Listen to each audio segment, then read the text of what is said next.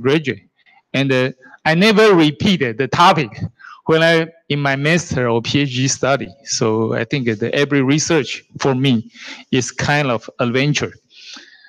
Okay, so I just try to integrate whatever I learn in my undergraduate and the graduate era, and to make some new study.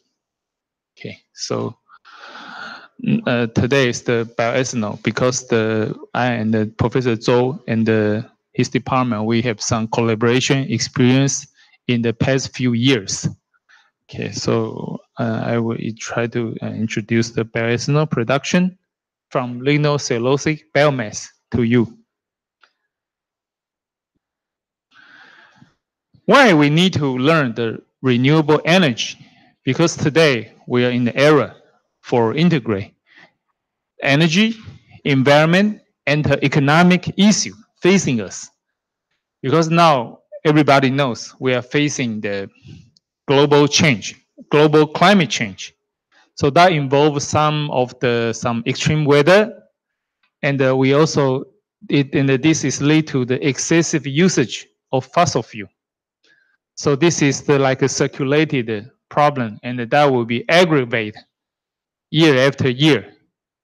So in this era, we need to study the renewable energy in order to promote or alleviate, we hope, the global climate change problem. And today's lecture will include, I will introduce, which is from my master's study era, the chemical constituent of plant biomass. And I will introduce some basic principle and some major method for pretreatment of biomass. And I will introduce some of the topic for cellulose. Cellulase will degrade cellulose. Cellulase is cellulose degrading enzyme. There are multiple enzyme systems to degrade cellulose, and then finally become glucose, and then we can ferment to ethanol. Then I will introduce some of the ethanol fermentation. Actually, ethanol fermentation is from the ancient era. People like Chinese or Roman Empire will already make the ethanol. So this is simple topic. And after I studied the bioethanol for several years, I found I should go to brew some beer or making some wine. That will make money easier. Okay. And I will introduce some of our current derived integrated biomass and follow with some examples. Now let's see the formats of energy usage. This will use the United States of America as an example. But actually, right now, because every country, either developed country or developing country, every country right now are largely dependent on the fossil fuel. So for example, in the United States, most of them are using the petroleum, coal, and the natural gas, which is the major constituent of fossil fuel. And even in the United States, renewable energy around the component by 6%, and around the 6%, 40% are using biomass. Of course, a lot of it is using the first generation bioethanol, and like fossil pellet, wood pellet, and the other materials as well. So why biomass? Because we are mentioning about the renewable energy. We know the global climate change issue is originated from the excessive usage of fossil fuel exploration and the fossil fuel utilization. That means we extract the fossil fuel from below the ground, and that would be the natural gas, petroleum, and the coal, and burn. And the excessive carbon dioxide will in our atmosphere and become the greenhouse gas, and then will release the we list the extreme weather events and other things. So this is we need to avoid. And using the renewable energy, this is directly from the photosynthesis reaction. So the consumption equals to production. We mean that using the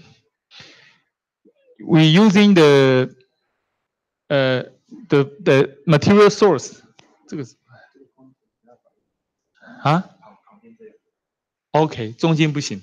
好。哦，好 ，OK， 了解。OK。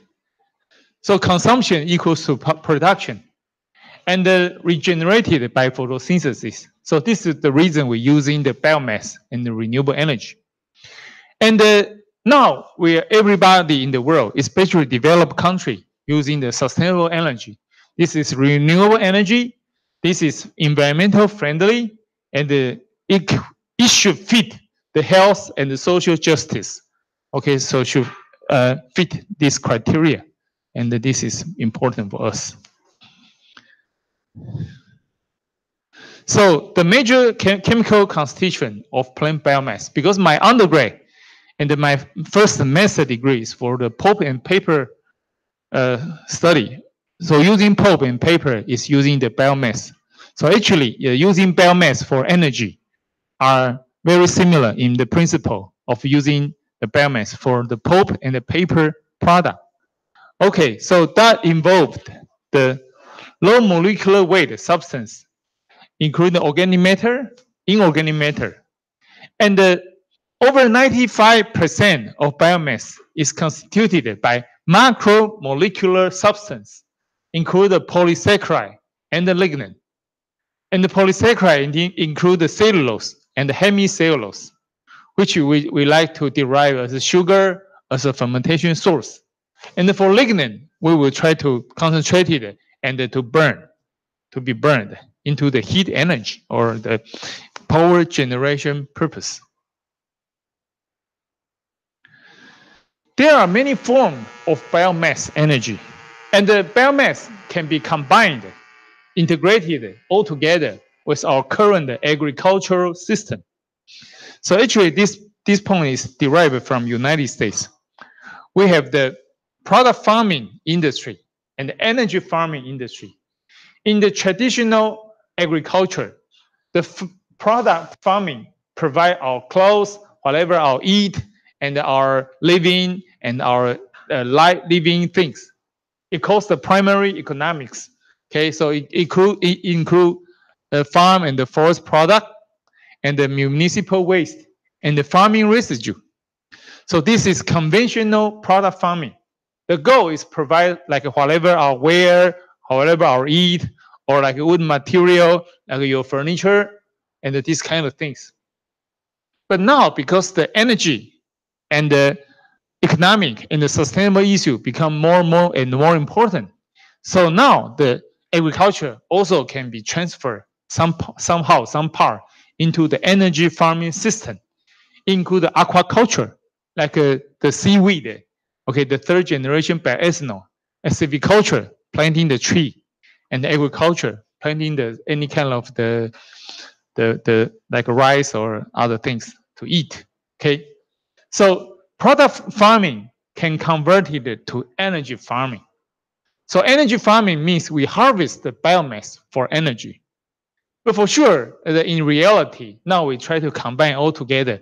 We harvest our crop, and the residue we will collect for energy, which is now what we are generally doing. So if we want to collect biomass for energy, we have to go through the maceration, cut into the small pieces, and the drying and the densification, because we try to make the wood pellet or biomass pellet to burn with coal. Okay. So there are several processes. Today, I will mention about most is for the fermentation and the distillation process, which will make a bioethanol. For sure, this bioethanol is somehow maybe boring, but they maybe drinking beer is more fun.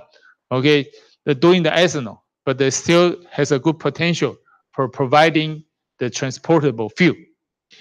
For the Dr. Zhou Chuyang, he will do the anaerobic digestion, which is methane. And we have extraction and doing the chemicals. It means bioconversion process. And we will have the thermal conversion process, which is a dry, which become the heat, like a gasification, pyrolysis, liquefaction, and combustion. And gasification actually is a high efficient combustion.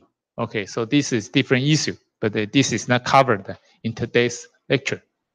So we have the many, generally we can categorize it into the wet conversion and the dry conversion. And the wet conversion, most of them include like anaerobic digestion or the ethanol production. They are the wet process. And the dry process constitute of the thermal conversion, mean the gasification, pyrolysis, liquefaction, and the combustion. There are different two major category of the biomass conversion system. So bioethanol is why we develop bioethanol, because this is transportable fuel. And currently in our civilization, most of them, like you drive, you're riding the motorbike, you're taking the bus. Even if you take a mass transit to this university, you still need to have a good. You need to have breakfast, you need to have lunch, you need to have clothes. So transportable fuel need to, like a truck, bring your supply, bring your luggage, bring your sand, anything you send and you collect. So this is important, a very important pillar of our civilization. So transportable fuel, why it's important? Because it involved in the internal combustion engine. It is the complete combustion. It will create less pollution, and it will have the higher energy conversion efficiency, and it will have the easier transport and the storage, and it will have connection of current internal combustion engine system. Because now, although everybody knows Tesla, and the electrical car may be the future trend, and everybody know that. But now, currently, any vehicle using the internal combustion engine are still our major driving force for our civilization. Because every car, motorcycle, bus, truck, lorry, okay, using the engine, even using the gasoline or diesel to move us around. So now actually, our renewable energy system, the major goal is to amend the current energy supply structure. Okay, because if we using the if we can add maybe 10, 15, 20% of biofuel into our current gasoline system, it can help to use some energy supply structure like our biodiesel into our engine, diesel car, and the bioethanol into the gasoline car. So this is important. Okay. So bioconversion actually has a long history. They have the various products, such like ethanol, butanol, lactic acid. So not only ethanol, but also the many material can use the glucose to ferment and provide in the different aspect. So this is important because for us, for our research of renewable fuel, because if the global fuel price is not high, we need to also investigate how to produce the high alternative product or high alternative biomaterial. So this is also important. So they could derive from the agricultural sources and then become the bioethanol. So this is important. Okay, so sorry, this is Chinese, but you may also read a little bit about it. Every major industry country right now already set a goal for using the biofuel. So this is still an ongoing project. So the E something, E22, E99, E10, E85, E10 means 10%, E5 means 5%, 3%, 10% of the ethanol in the gasoline. Like there are different stories involving the ethanol. Like Brazil, In 1970s, because their sugar harvest too much, and the international sugar price dropped severely. So in order to solve their political problem, Brazil starts to subsidize and establish their bioethanol industry. Like what happened in United States, because in United States, there are the Midwest area, like Iowa, Idaho, and the lot of big plain has a lot of corn field, and the size of the corn field are huge, maybe 100 times of the area of Taiwan. Okay, so United States using the corn as a first generation bioethanol. So that happened, and they have the subsidized up to now, still subsidized. So this is what happened. But actually, for many products, agricultural waste or energy crop has potential to produce the bioethanol. So this is what happened. So how to do the bioethanol that involve the several steps. Although we know that right now our cost of second generation bioethanol is still more expensive than first generation bioethanol. So now let me introduce the more difficult part. The part includes milling. We have to grind the biomass, become smaller size, and we have to conduct the pretreatment.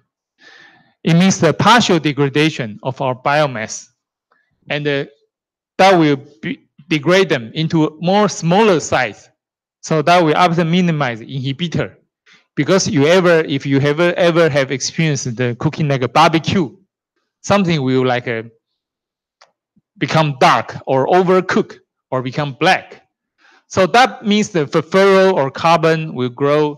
So this is also the inhibitor for enzyme hydrolysis and the fermentation. So during the pretreatment, we have to stop them from happening or prevent or reduce its happening. It's important. Then we need to, during the pretreatment, we need to minimize the capital cost. And we hope it is a mild process to preserve or more sugar or more cellulose as possible. Then the next step is saccharification. Saccharify is the Greek word for sugar. Okay, so it's an ancient word. Saccharification means from the cellulose into the glucose, if you know. But I will introduce that later. So if you don't know the relationship between the cellulose and the glucose, that's fine. I will introduce that later. It's no problem. During the saccharification, we hope we could have the high solid input. We have the high sugar yield, high sugar titer, and the low enzyme loading, and the minimized inhibitor. Because this is an integrated process involving the many major steps. So we really hope our product will be optimized. This is the most important goal. So this is the saccharification. This is fermentation. Fermentation is using the correct and yeast, or right now what we are doing is using the genetic modified E. coli, okay, to ferment 5 carbon sugar, 6 carbon sugar. So C5C6 means the 5 carbon sugar and the 6 carbon sugar for utilization. And we will have the high ethanol yield, and we hope for high ethanol titer. Titer means efficiency, and the yield is with respect to the original biomass. And then we will use the molecular sieve to separate the product. And those two steps are generally fixed and can be conducted in rather low cost. It's mature technology. So today, my lecture will mostly involve the pretreatment and the saccharification. This is what I would like you to know. So what is the production step? The first step is the milling and the pretreatment of biomass, meaning the mechanical crushing or steam explosion of the biomass. Because the wood structure, I will explain later on, the wood structure or the lignocellulosic material structure or biomass structure is rather complex and rather actually stiff. Because you can think about it, if they're using the wood and then can convert to paper, you can use a toilet paper or napkin. that could further be degraded into the ethanol. That means we need to do a lot of things to degrade the wood. So that's a important, difficult issue. So we need to involve many steps to make it happen. And the second step is saccharification. That means the heating and the addition of water and enzyme for conversion into fermentable sugar. And the third step is fermentation. Okay, fermentation is much easier because human history drinking alcohol is very important, right? Okay, so this is also important using yeast or genetically modified E. coli. So now let me introduce the most important step of the overview of the ethanol production. The ethanol production will involve from the different sources of the biomass. And we could have like using this is the wood structure. Of course, this is schematic diagram, but most of you is not from forestry or agriculture major, so you may not exactly know what is the component or whatever they are inside. So we have lignin, we have cellulose, hemicellulose, and we could pre-treat them.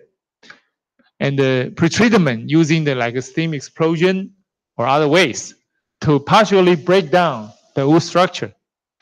And then we use the cellulose to degrade, because enzyme has specificity.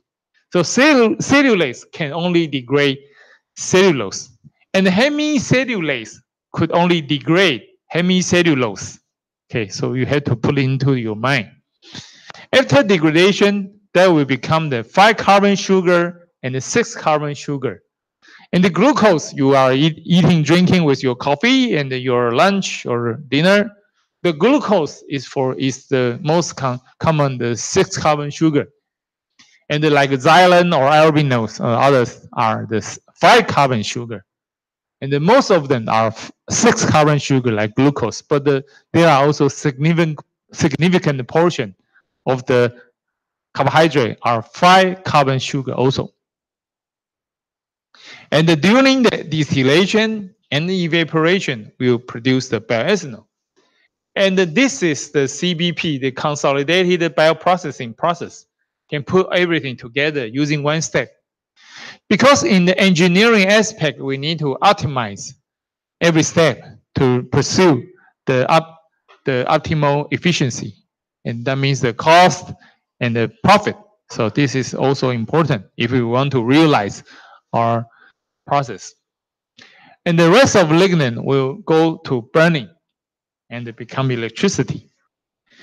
And however, my research in today's lecture will actually more is in the pretreatment aspect. Okay. And for the like molecular biology or biochemical engineering, if we want to do that in more depth, we have to do the like co-culturing, mutagenesis, and screening the better mutant for the heterologous by the heterologous gene expression to screen out the better strains for the either producing the enzyme or converting glucose to ethanol. Okay, so this is the biochemical people are doing. And my personal part is more closely to today's lecture actually more close to the pretreatment and the hydrolysis. But this is all the part and you need to know in today's lecture. So the enzyme system just like cartoon, okay? So in the ecological system, we have the many level of the creatures. So the like bacteria and the enzyme are in the bottom of the ecological circle. So they could like naturally they are trying to convert, dispose the debris of the carbohydrate or any remnant of the plant and the things and convert it back to soil. So in our world, we just utilize the capability of cellulose. We utilize the capability of bacteria and the fungi. Okay, Trichoderma ricci, this is fungi. This is bacteria.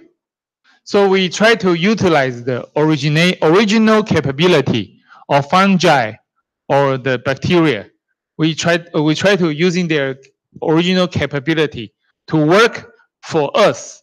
Okay, so they could like secrete the enzyme to dispose the cellulose or to disintegrate the hemicellulose.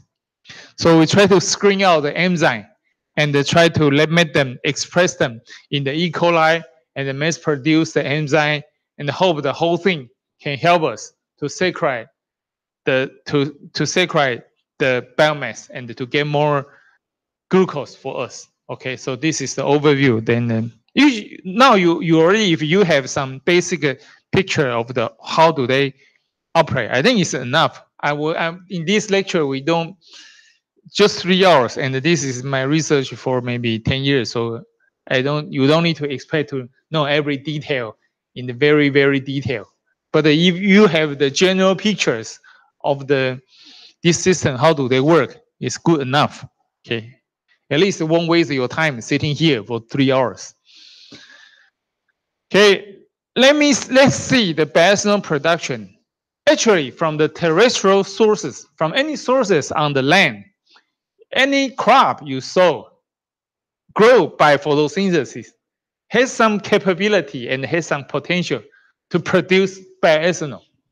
So like corn, yam, sugarcane, tapioca, sweet potato, sorghum, molasses, wood chip, for all of them has capability, although it's different, okay, can produce the bioethanol. Of course, my lecture today is more prone to the second generation bioethanol. And this concept I will explain to you later, okay? But all the crop can produce bioethanol. You know that, okay? You could understand at this point. So let me introduce the first generation and the second generation bioethanol. First generation ethanol is made by starch. The starch you can eat for your meals, lunch, dinner, and breakfast. Okay, so first generation is made from grain, so it's made from the starch source.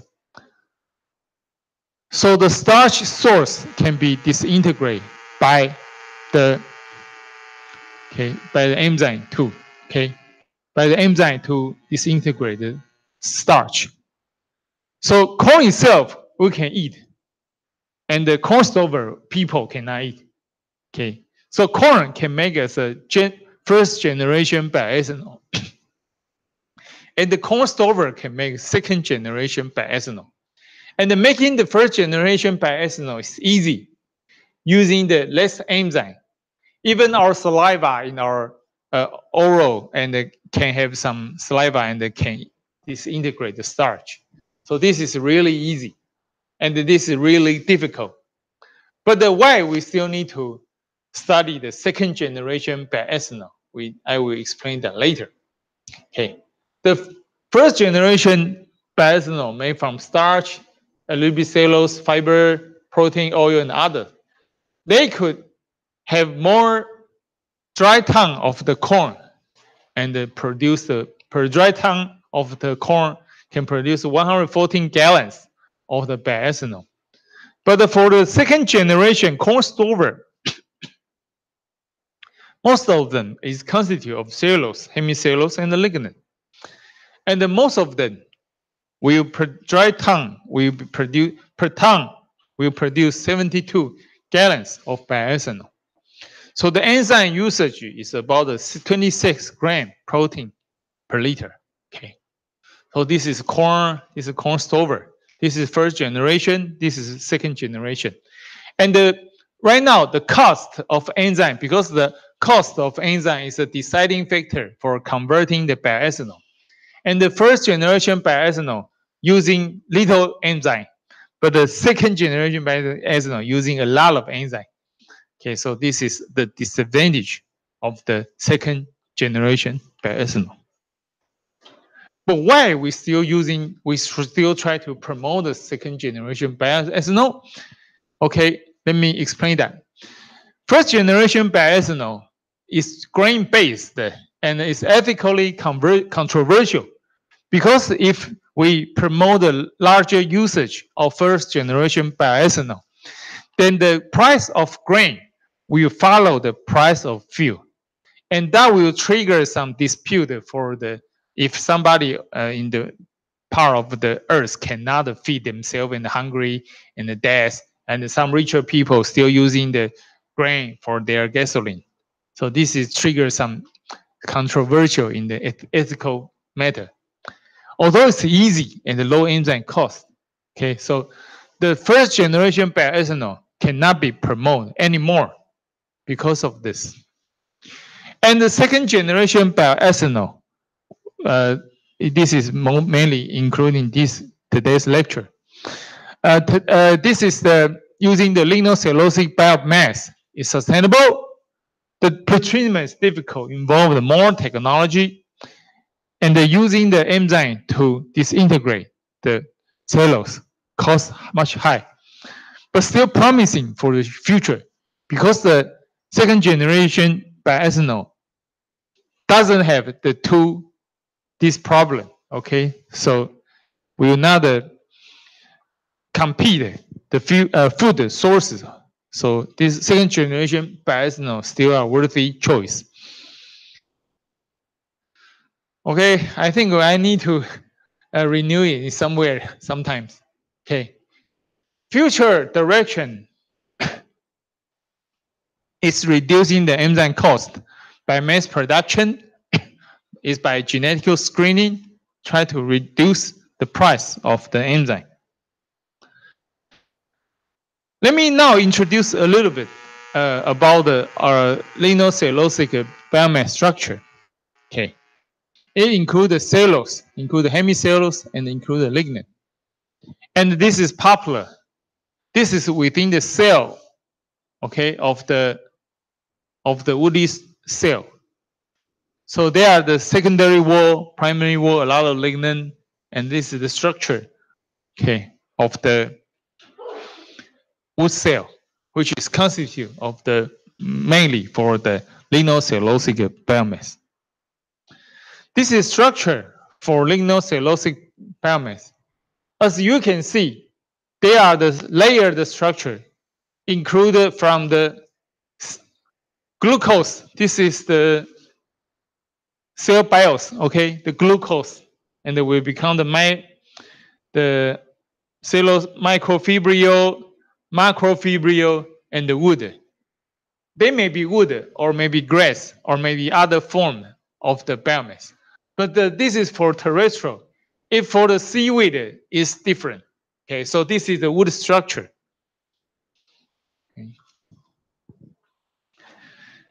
Okay, I think everybody are a little bit tired, so let's take a rest for 20 minutes. Okay, maybe you can have a lunch for a little bit. Okay, thank you.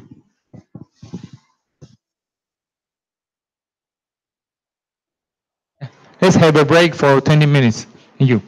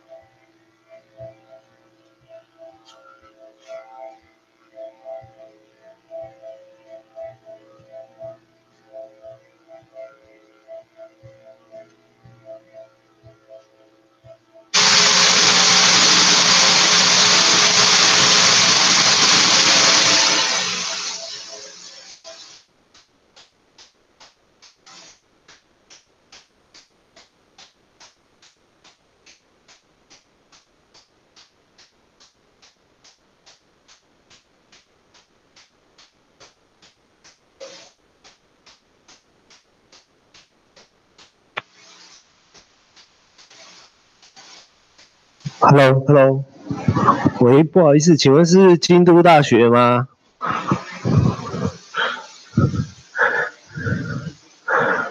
我的声音吗？有。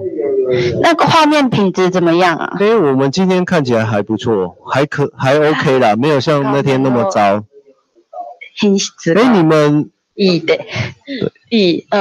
我们怎么了？是因为今天看起来的画面没有像礼拜一下午是这边看起来是很糟糕的，几乎是有点马赛克这样子。对。嘿。那现在是看得清楚了吗？现在看得清楚。现在应该是连进这个 MCU 里面，只是 MCU 它的画面好像这个画面好像你们没有办法切全画面嘛？切全画面是什么意思啊？切全画面是什么意思？因为我们现在看到应该是有点类似分割的画面。对，一直以来都会是分割的画面。OK。それしてほしい。ありがとう。了解了。就是到最后会变成像这样。OK，这样子就比较清楚。对，比较大啦，画面比较大。对。您可以拍照传给我一下吗？就是现在台大端看。可以，我现在。然后就是我们1点15分的时候，那个另外一个学校也会进来这个系统。是。所以如果另外一个学校进来这个系统有没有问题的话，今天测试应该就没有问题了吗？是。1点15分。您觉得台大端的问题是什么啊？我们觉得应该是网络频宽的问题，因为礼拜一的时候，因为我们其实我们这边在连国内跟连日本的竹坡大学这边是也没有问题，那其实设备也不是同个牌子的设备。对，那可是你说谁跟谁的牌子不是同一个啊？就是我的意思是说，我们国内我们技中这边是 Live Side 的視讯会议系统。对，然后国内我们有跟 Polycom 有跟那个 Polycom 也有连过，然后竹坡大学他们的设备也有连过。对。嘿。所以是我们的系统跟你们系统不一样的意思吗？不是，我是觉得这跟系统应该是没有，我个人觉得应该是没有什么关系的。我觉得应该是在于网络的品质会造成，就是说它可能网络连线的时候有封包有掉，然后导致说我们这边看到的画面会就是有马赛克，就是好像类似我们卫星在收讯号。它讯号不太好的时候，你会看到画面其实是模糊的，甚至是严重一点可能就停格，甚至你们的连线会断线这样子。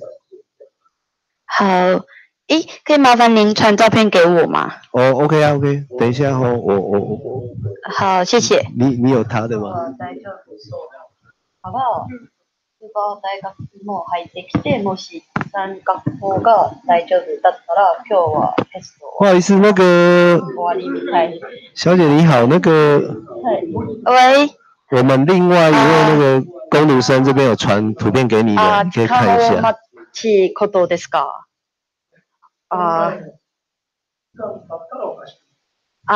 そうなんですね。最初は、はい、そうですね。はい。不好意思，我刚刚在跟他们说话，怎么了？我们另外一位工读生同仁有传那个图片到你的 LINE 了。好，我看一下哦。对。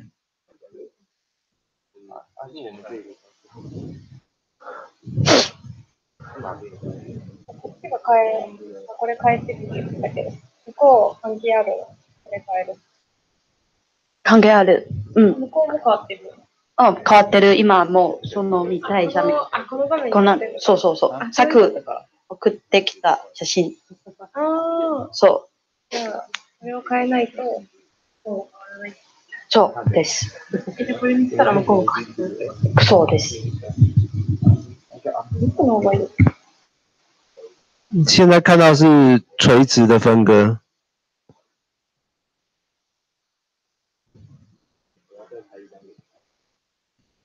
但看起来很简单，对啊，很不错。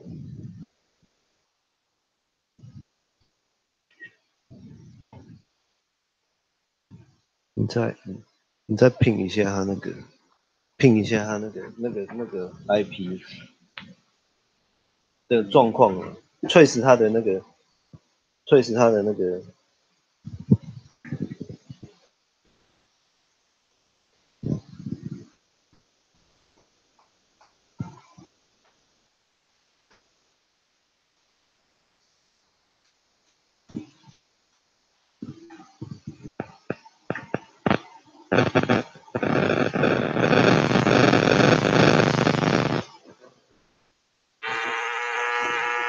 那种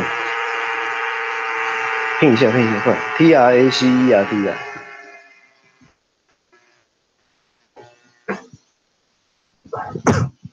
我们这边的话，我们再从那个电脑里面去，就是拼一下我们现在的网络状况。嗯，对，因为礼拜一的时候，我们网络状况从电脑上面拼的话，是有发觉延迟的时间蛮多的啦。是整体台大网的意思吗？不是，我们在台大在出我们国内的时候都还好，可是到日本的时候，它的延迟时间变得很长。可是到主播不是没问题吗？所以是台大跟金大这一段的问题吗？对，应该是。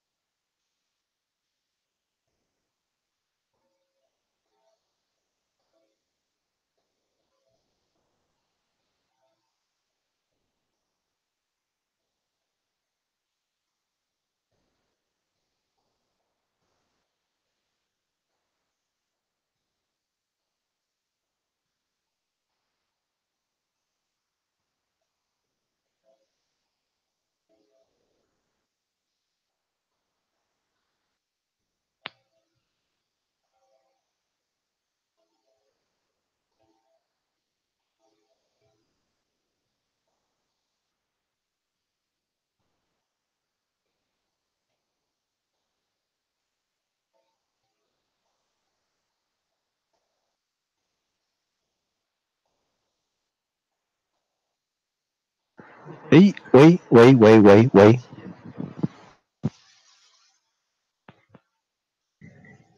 我声音。刚刚有。喂，哦，小姐你好。不好意思，那个你刚才说是1:20的时候要等另外一个点连上来吗？对。OK， 因为我们这边应该是说，其实今天是有课，那现在刚好是中午休息时间，大概半个小时，所以之后他们的课可能还会再继续。对。所以下一堂课什么时候开始啊？下一堂课，应该是说现在还在休息，那休息的时间不一定，大概差不多20到30分钟左右。现在开始算，大概到台湾时间的12点半的意思吗？差不多，对。这个那个赵少远没有跟我说。他们礼拜一的时候他们不知道，因为那个这边的承办人他是说，今天有这门课，早上也有课，对，早上有跟京都连，可是早上跟京都连应该不是连到 MCU 上。可能跟其他地方連吗？对。すみません。今日なんか台湾のシステムの人がさっき言ってた、今朝もう台湾 NTU と一回つながることがありました。やりましたか？綺麗だったって。いつもその授業は負担やっていますか？その金曜日の朝。毎週やっていますか？そうなんですか。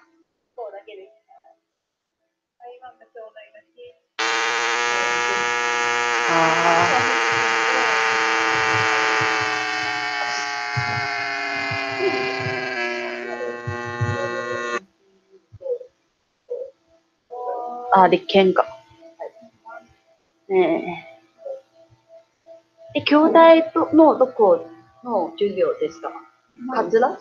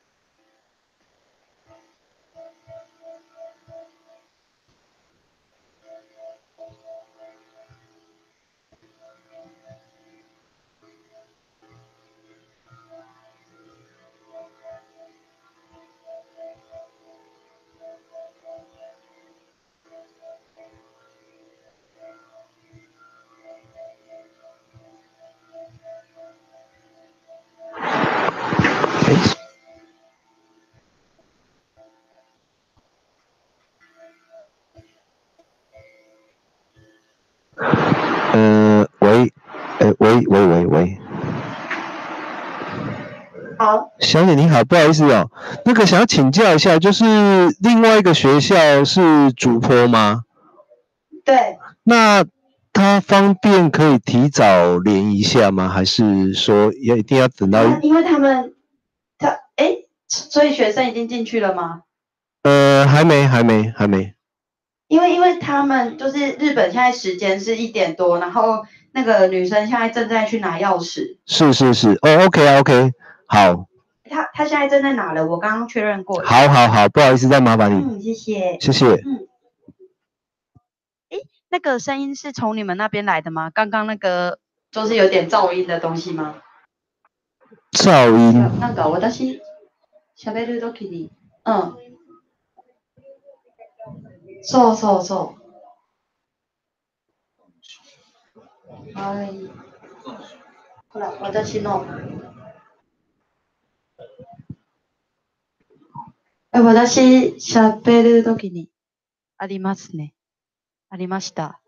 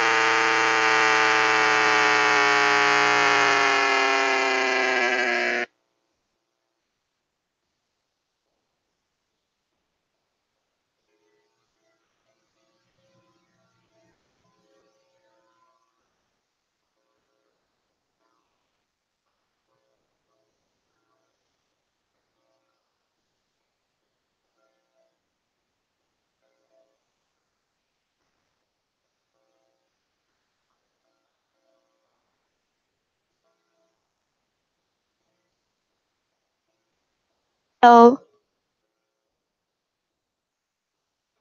有听到？那个您现在麦克风是打开的吗？现在开，刚刚是关的。那因为我们这边讲话的时候啊，我讲话的时候一直有噪音，然后我们这边的技术人员说，可能是因为你们那边麦克风也打开了。那可以麻烦，因为我们想要测试一下，所以可以麻烦您等一下把麦克风打开，先关着吗？然后我讲讲话试试看。我可以把它静音啊，就是我们这边静音。我现在讲完我就把它静音哦。好，那就麻烦您把麦克风关掉，然后我就开始说话了。好，那麻烦你们关掉喽。今オフした。だから、なかった。普通。OK。那不好，じゃあ今オンしてください。麻烦你们打开一下。麻烦你们打开一下。今オンした。やっぱりその問題かな。那个。こっちか？啊。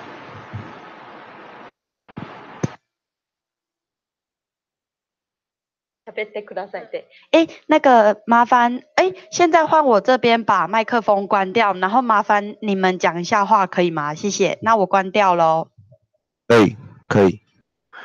1、2、3，你有听到吗？员工专用。1、2、3，这里是台湾大学。はい。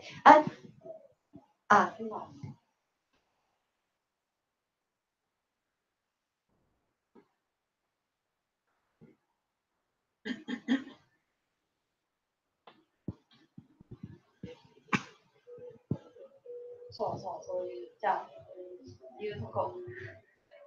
那个您好，就是我们刚刚测试了一下，就是只要是不管是我们说话还是你们说话，只要任何一方有开麦克风的话，就会有噪音。然后因为之前那个赵少远，就是您NTU 的 TA 也有说，就是会有那个噪音的问题，所以我会把这件事情转达给他听。就是请他就是上课的时候保持就是谁讲话谁在开麦克风就好了。OK， 好，了解。好，谢谢。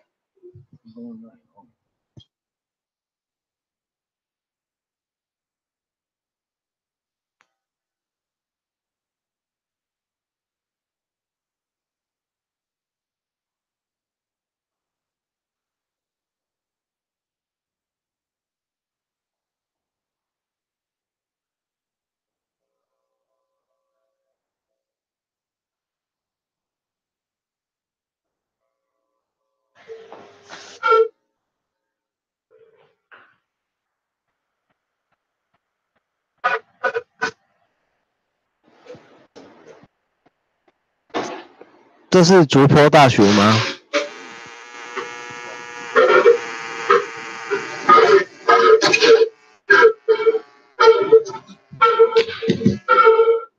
影像是没有问题。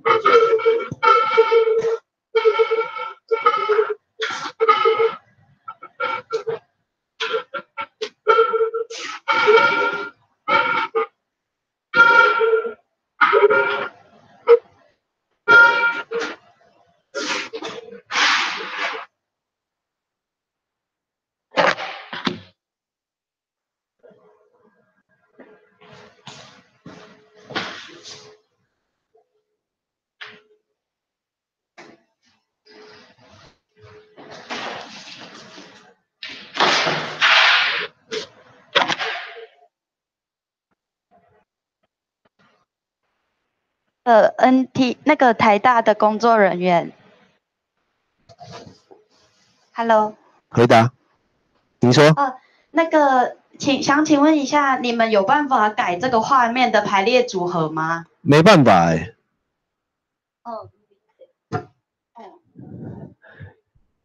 因为这个应该是你们连日本的 MCU。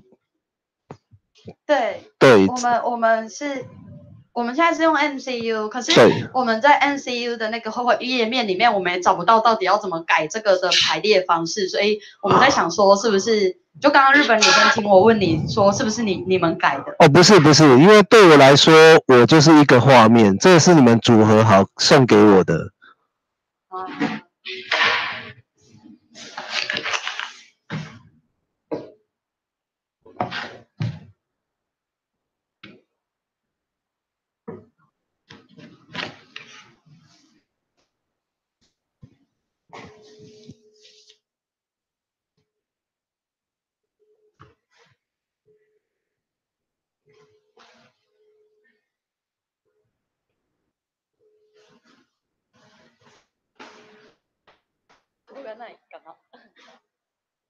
哎，筑波筑波大学的。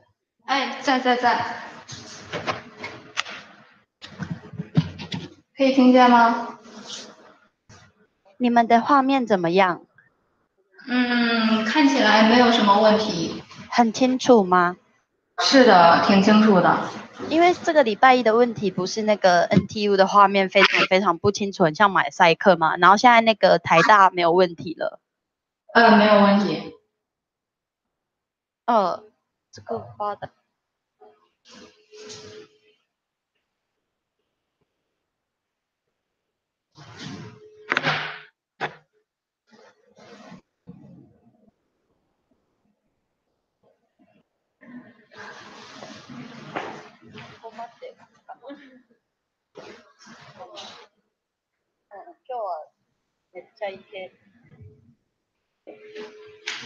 那今天不好意思，因为我们今天到这里的测试就差不多了，因为不知道为什么比想象中的顺利很多。OK。那就是我这边想要讲一个问题，就是之前不是上课的时候都有的噪音吗？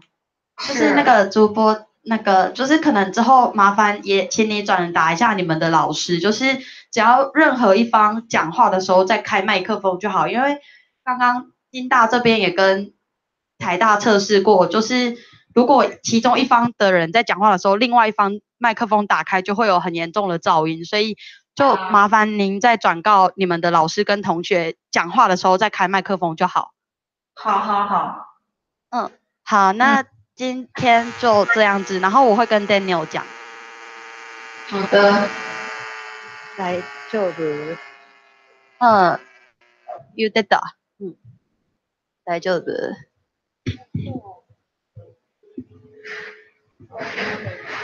はい、すみません。じゃあ、ここまで。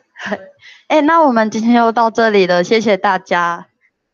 对，切断喽，谢谢。好，谢谢，拜拜。拜拜。不好意思，请问一下，那个就是屏幕的那个 PowerPoint，那个需要确认一下吗？说你们发过来吗？不是，就是之前你们有测试这个 PowerPoint。不好意思哦，我台大这边我们可能先断线了，对不起。因为台大好像下一节有课的样子。是。那应该也没什么问题。好，那有什么问题我们再联络。好的。谢谢你，拜拜。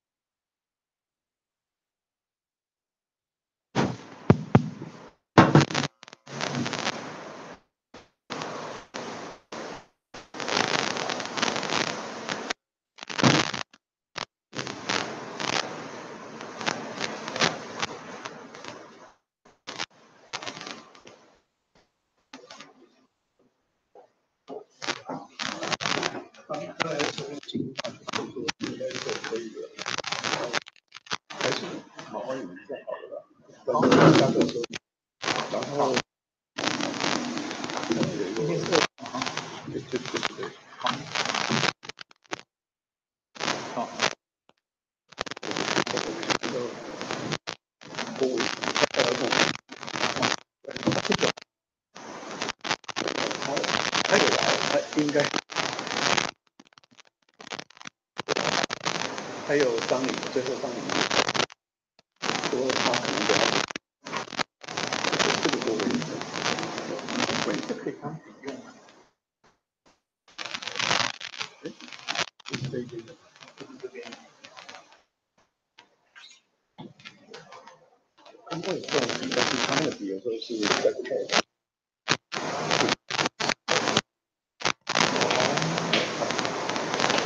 没有品牌。你看没？对。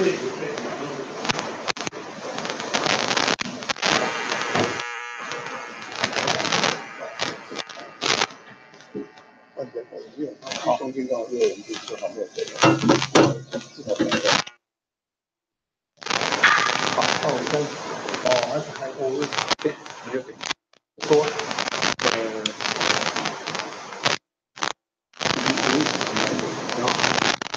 好，那这边有，主要是电脑，OK， 好，其他是这两个，还有这两个是，哦，这过来，好，你就这个，把这个念一下，还有来，好，没问题。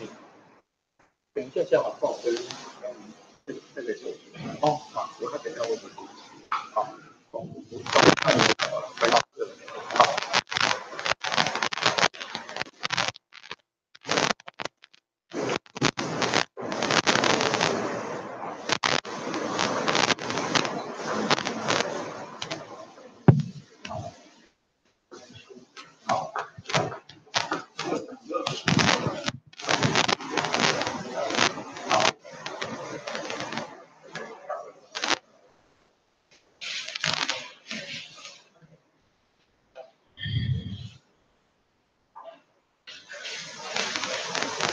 Okay, because time is up, I think I just try to know you and try to 点名一下这样子哈。Luis Labat. Okay, so where you come from? Okay, what's your major? Civil engineering. Good, good. Okay. Phan Wenjin, Phan Van Toy. Okay. Okay, so you from Vietnam? Okay. So what's your major? Oh, good. Good, very good. 陈世方琼. That's you. So you from Vietnam too? Okay. So what's your major? So you are the, okay. I see. Great. Okay. 肖新宇. 你什么系的？环工系。哦。廖少瑞。你什么系？真工系。我这样讲还好吧？会不会说听不懂或是怎么样？还可以哈。吴佑少，这等一下我最后再点一次。曹怡轩、张宁，所以你是周老师学生。好。詹鹤维，你什么系的？生机系。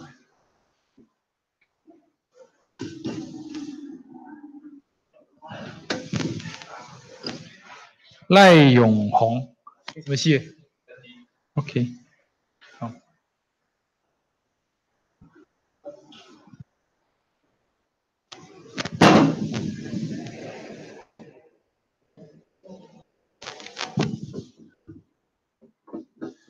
郭伟成，也是生机系。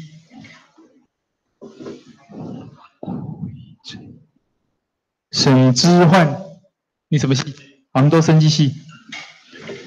朱丽叶 ，Julia，So where you come from？ Okay. So what's your major? E-business. Okay.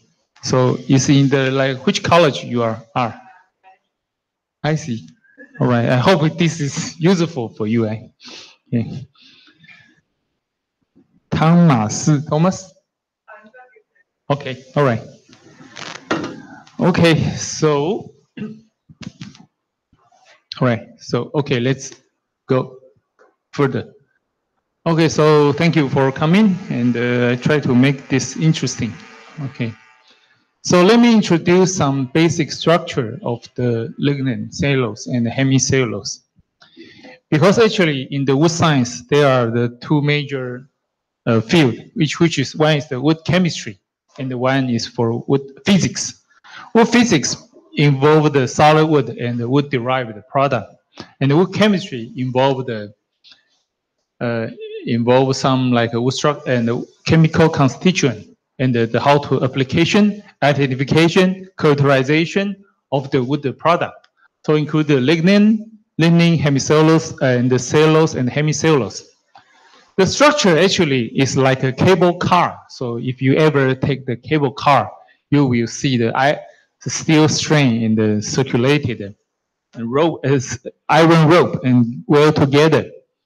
Okay, so the cellulose is like inner structure of the like iron rope, and hemicellulose is like the linkage between the iron rope, and the lignin, which is like a cross line. Lignin is like a wrap, like a plastic wrapping the iron rope. So actually, the wood cellulosic structure is like this. It's a very complicated structure. And the goal of the pretreatment is try to disintegrate everything and to get the glucose and get the cellulose. So this is our goal for doing this. So the general cellulosic structure, I will make it fast, okay? Include the cellulose backbone. Backbone is like a cell BIOS and the linear structure. And the most important structure of cellulose include the elementary fibril, which include the inner cellulosic, inner hydrogen bonding, intracellular hydrogen bonding, and the intercellular hydrogen bonding. And the combination of elementary fibril will become the cellulose crystalline and microfibril cross-section. And the cross-section actually is look like the previous diagram I just showed you. So the cellulose structure is generally a linear structure, including the intermolecular hydrogen bonding and the intramolecular hydrogen bonding. So they will be well together. And the cellulose is a very important terrestrial molecule because they involve many material using in our civilization, like a paper, wood structure, and the like clothes, and the natural fiber, and etc. A lot of things made from cellulose. And the cellulose constituent include the beta bonding and include the intermolecular hydrogen bonding and the intramolecular hydrogen bonding. So this is well ranked.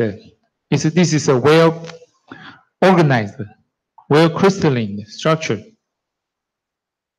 It's a polymer of glucose. So it's a polymer of a 6-carbon sugar. So this is constituted by the beta glucose. This is the cellulose constituent. And mainly consisted of the beta D glucopyranose connected by 1,4 glycosidic bond. And the major structure of cellulose involve the crystalline region and the amorphous region. So this is the crystalline area, include the amorphous area and the crystalline area. And the crystalline area could be examined by the X-ray diffraction. And the extent of the crystalline area and the amorphous area is defined as crystallinity, and they will be served as the goal of the cellulose structure or the randomness. So the pretreatment of lignocellulosic biomass include the breakdown of the lignin structure. Of course, there are also many genetic study try to make the transgenic plant with fewer or less lignin structure. If for the wild type untreated lignin, it will be stronger or thicker lignin structure, which is more difficult to be break down, to be pretreated.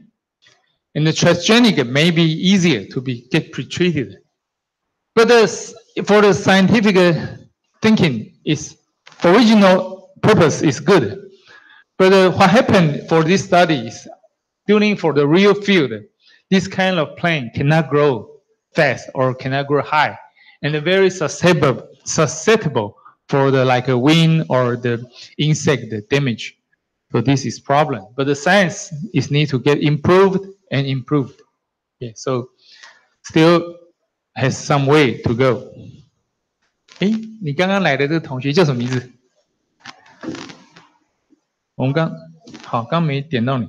哎，好，你继续哈。So this still is ongoing effort by scientific world to, especially the plant microbiologists, to try to do some genetic work to convert the lignin wild type to the less lignin and easier to be pretreated and to serve as the energy crop. So the more important of the second generation, the most difficult step of the second generation bioethanol production is the pretreatment. The goal of pretreatment is to degrade the lignocellulosic biomass into glucose. Glucose, which is the major monomer sugar for bioethanol fermentation substrate. So we really hope for the successful pretreatment. Successful pretreatment could increase the sugar yield from lignocellulosic biomass and prevent excessive oxidation of carbohydrate from biomass and reduce inhibitors such as furfural. And there will be three major pretreatment obstacles for the lignin biomass. Because as you could remember, I just mentioned about 5 minutes ago, lignin will be wrapped on the surface of the microfibrill surface. So we need to break this down and remove the hemicellulose and expose the cellulose to the enzyme system. So this is the major goal of the pretreatment. So lignin wrapped on the microfibrill, a lignin carbohydrate complex, okay? We need to degrade them. And the third obstacle is we need to overcome the crystallinity of the cellulose and try to break them into the glucose, okay? So make them exposed to enzyme system. So this is what we need to do in the pretreatment stage. So there are many factors affecting the pretreatment. So if we want to expose our cellulose structure to the enzyme system, we need to remove the lignin, remove lignin carbohydrate complex, and to expose cellulose into the enzyme system. So while pretreatment, there's a lignin. We need to, using the heat, pressure, and by the assistance of acid or alkaline, and have some time to break down the lignin structure and to expose the cellulose under the attack of the enzyme system. This is amorphous region and this is crystalline region. And the green one are the hemicellulose. Okay, so we need to break down this organized structure into a random and a smaller structure and try to degrade it by the enzyme. Okay. So this is the factor affecting the treatment. So there are many factors we need to consider. The first one is the particle size of biomass. Of course, we know the smaller particle size it is. If the particle size is smaller, it's easier to operate. But in the real world, The smaller size means the more processing and more cost. So which we need to also, we really need to want to avoid that. So we need to have an equilibrium. Okay, we have to have a break-even point for deciding the particle size. And the second most important factor is the crystallinity about our raw material.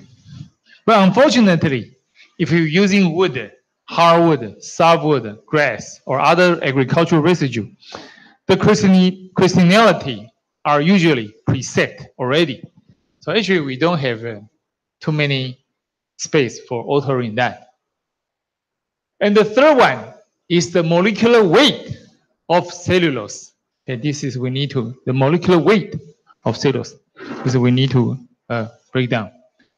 And the fourth one is the reducing end group, which I did not introduce. Maybe let's go back for previous slide. Okay. Sorry. Okay. The structures of cellulose actually are involving the reducing end group and the non-reducing end group.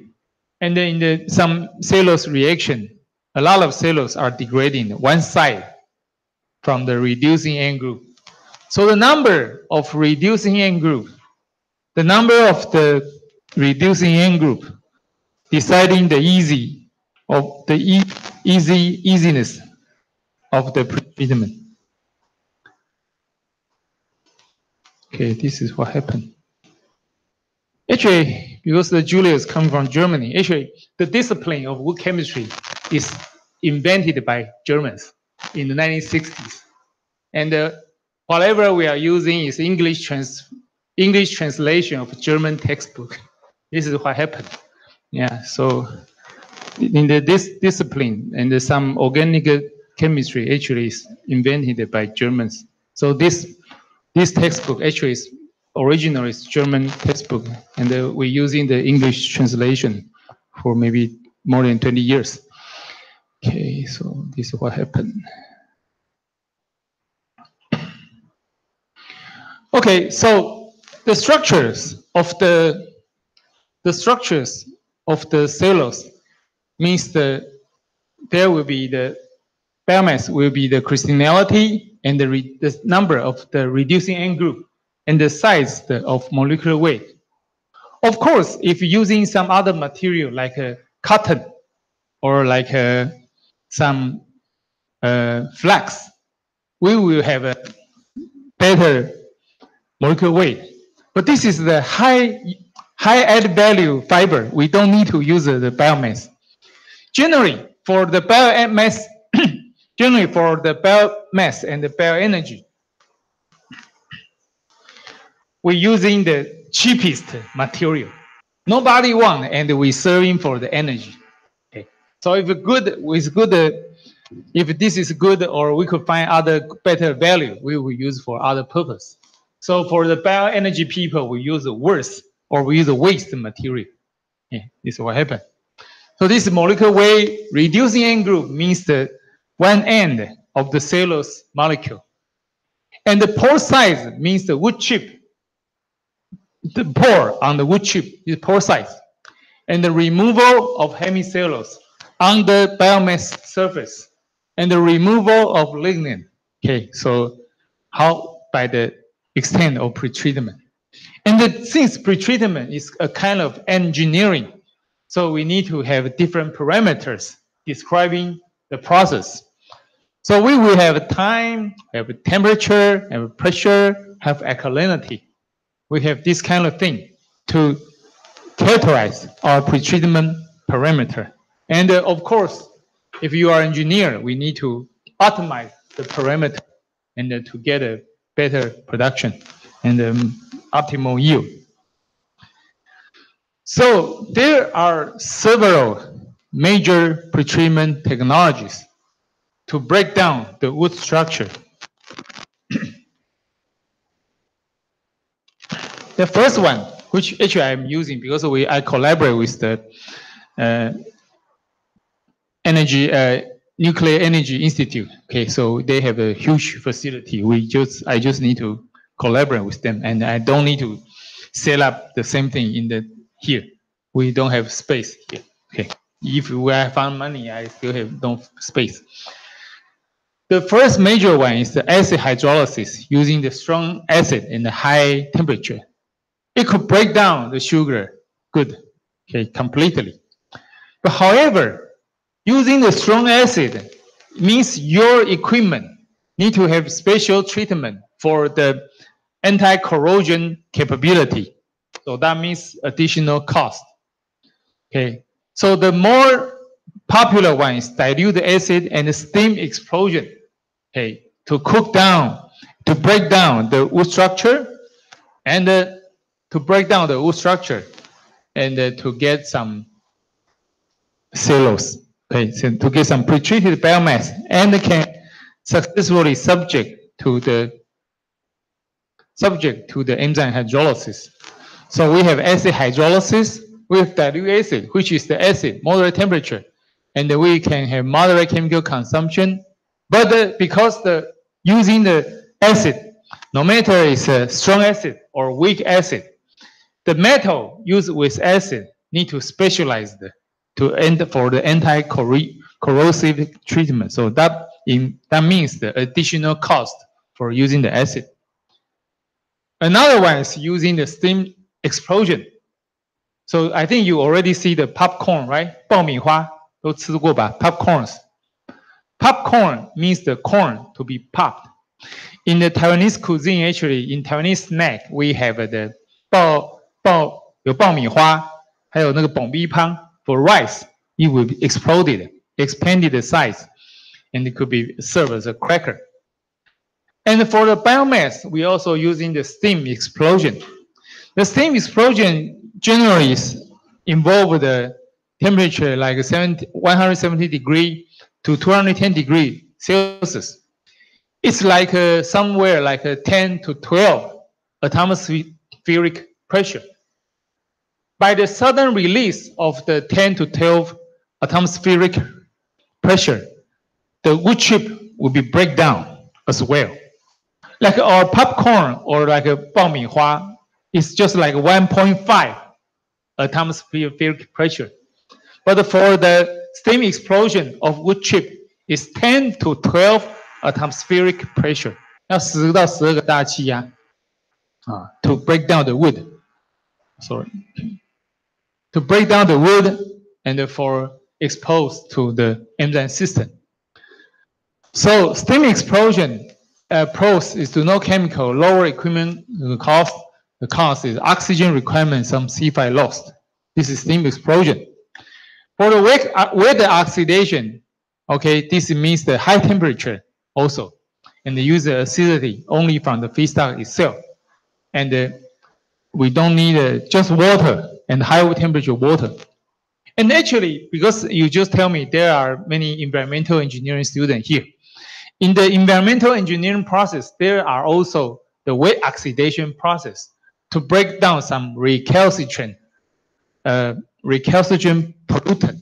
Okay, some like a pollutant with complex chemical structure and the difficulty to be degraded by the biochemically. Okay, so wet oxidation is used for the environmental engineering purpose. And the wet oxidation could also serve for using the biomass pretreatment as well. So the acidity also can using the 200 degree and to break down and to get the pretreated biomass.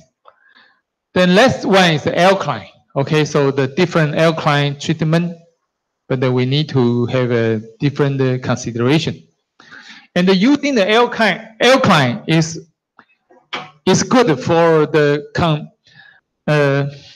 compatible for pulping, the wood pulping process. So alkaline has some advantage. But the breakdown and the treatment of excessive alkaline will become the problem. Because for the environmental engineering field, I think if you know that treatment about the like electroconductivity or excessive salt in the wastewater will become a big problem because the salt is very difficult to remove unless you use the membrane or other advanced physical treatment method. So actually using alkaline, why is not more popular? Because we need to treat the alkaline itself, like sodium, like many things. This has a lot of problem. So actually currently, and I will explain two of my research later, steam explosion and the dilute acid, they are still popular among the making the bioethanol process. So there are two schematic diagrams, okay, for treating the biomass. On the older era, cellulose and the xylem cannot, on the older era, only cellulose and the glucose could be fermented to bioethanol. So we need to have first stage and the second stage hydrolysis. But in like maybe 10 or 12 years ago, they already derived, but E. coli strain can ferment both 5 carbon sugar and the 6 carbon sugar. So this, if we want to using the xylem and the cellulose, or xylose and cellulose, then we need to have 2 stage. But if we using current 1 stage, we could using 1 stage and do it all. Okay, so both 1 stage or 2 stage are doable. If we want to recover other byproduct like xylitol or xylo-oligomer, then we still need 2 stage hydrolysis. This is 1 stage, 2 stage. Generally, the second stage is to recover the cellulose and the glucose. And the first stage is to recover the xylem from the hemicellulose. So there are different purpose for different process. Okay, after that, let me explain some cellulase system. Cellulase are sourced by fungi and bacteria because they are in the ecological cycle. They are the disintegrator. So we could use their given capability to derive and to explore their capability to have a cellulase for us. And cellulase are produced by overexpression by recombination E. coli. This is a mature technology maybe 10 years ago. Cellulase are working by synergism of there are 3 cellulosic enzymes, and I will explain that in later, to degrade cellulose into glucose. All the enzymes are substrate and site specific. Generally, one enzyme cannot do the 2 work. So every substrate needs a different enzyme to disintegrate that.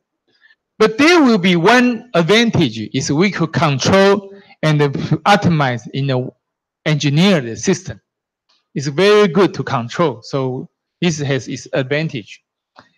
And based on the substrate and the specific acting site, cellulase can be categorized into endoglucanase, exoglucanase, and the beta-glucosidase.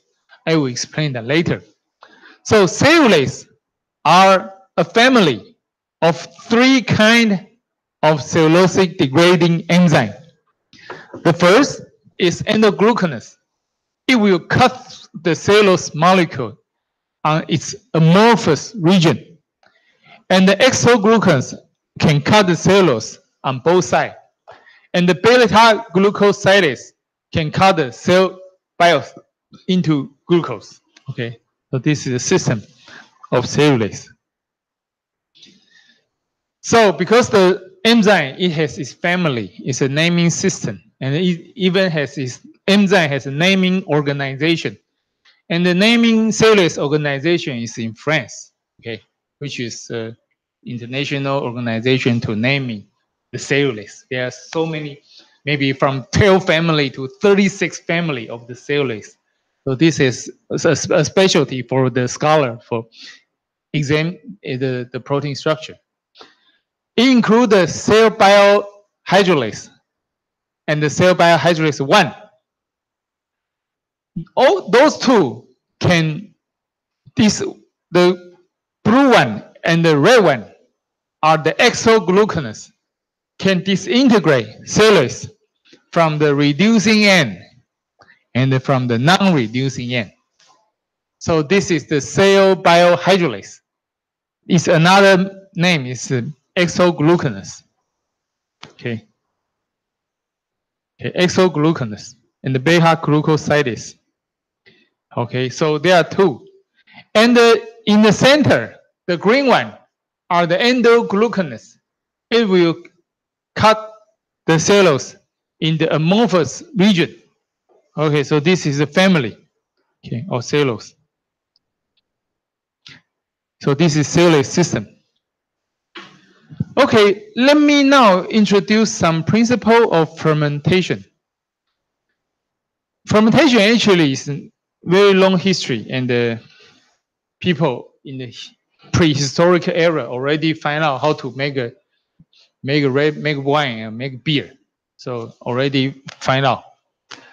The ethanol fermentation, one molecule of glucose can become 2 molecules of ethanol plus 2 molecules of carbon dioxide. And one glucose molecule is converted into 2 ethanol molecule and 2 carbon dioxide molecule. So it has NAD and the NADH cycle and it becomes ethanol. So this is well known, the process already. And but we still need to optimize from the different sources and from different purpose. So operating parameters including nutrient into carbon, nitrogen, phosphorus, mineral. Because this enzyme is, they don't know they're working for us. They just try to survive and to like proliferate into more bacteria or more yeast or more things. Okay, so we need to have essential component for our yeast working for us. So we have something good to eat for them, and they will work for us. So actually, I like study enzyme or bacteria, and they don't have a workers union or something. So it's very good. So they have the carbon, nitrogen, phosphorus, mineral. They have enough temperature, alkalinity. We have to create a good condition, optimize for the yeast or the E. coli growth, for their growth. And they will grow and they will produce ethanol for us. And they are all the important parameters. So they have the dissolved oxygen, and for the different engineering design process, they could have separated versus simultaneous fermentation. They could have solid state or liquid state fermentation. And the separated versus simultaneous fermentation means for the separate, I will talk about that later, okay? For the separate fermentation, it means biomass will be sacrificed into the glucose in the first step. Then the glucose will be fermented to ethanol in the separate container. So that means separate fermentation. And how about the solid state and the liquid state fermentation?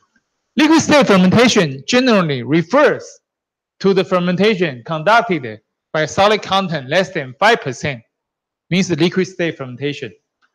If the solid content of the fermentation system more than 10%, then we name it as a solid state fermentation. Liquid state are easy to control and easy to operate, but the cost is higher. And the solid state is slightly difficult to control, to stir.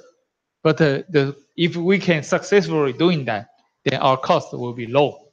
That means the solid state fermentation. And we will have a batched versus continuous fermentation. So, of course, this is also about the control strategy and how to get the optimal production for your cost. So there are some examples, and later on I will explain that with my previous presentation. Okay, I presented it elsewhere, but now we have some example and show you. Fermentation process include the reduction of the glucose and the xylose. Glucose is the most abundant sugar in biomass, and the xylose is the second most abundant sugar in the biomass, in the grass and in the hardwood material. Okay, so all of them are important.